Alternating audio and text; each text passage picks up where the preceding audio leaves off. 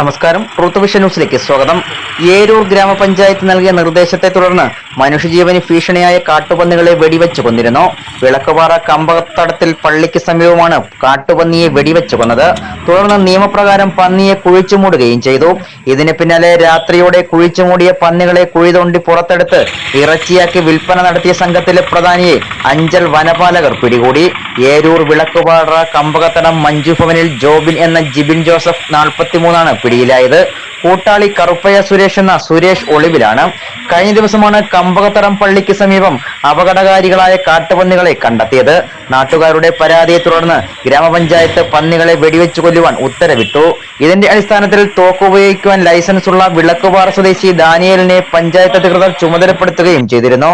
ഇതിന്റെ അടിസ്ഥാനത്തിലാണ് ഒരു പന്നിയെ വെടിവെച്ച് കൊലപ്പെടുത്തിയത്. തുടർന്ന് ഇപ്പോൾ പിടിയിലായ ജിബിൻ ഉൾപ്പെടെയുള്ളവർ ചേർന്ന് പന്നിയെ കുഴിച്ചു മൂടുകയും ചെയ്തു.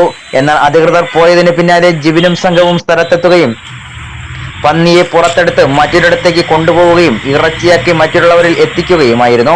രഹസ്യവിവരം ലഭിച്ച അഞ്ചൽ റേഞ്ച് ഫോറസ്റ്റ് അധികൃതർ പ്രതിയുടെ വീട്ടിൽ നിന്നും ഇറച്ചി ഉൾപ്പെടെ പിടികൂടുകയും ജിബിനെ അറസ്റ്റ് ചെയ്യുകയുമായിരുന്നു. ഒളിവിൽ പോയ കൂട്ടാളി സുരേഷിനെ ഉടൻ പിടികൂടുമെന്നും കേസിൽ കൂടുതൽ ആളുകൾ ഉൾപ്പെട്ടിട്ടുണ്ടോ എന്ന് അന്വേഷിച്ചു വരികയാണെന്നും റേഞ്ച് ഫോറസ്റ്റ് ഓഫീസർ അജിത്ത് അറിയിച്ചു. Truth vision news, Anchal.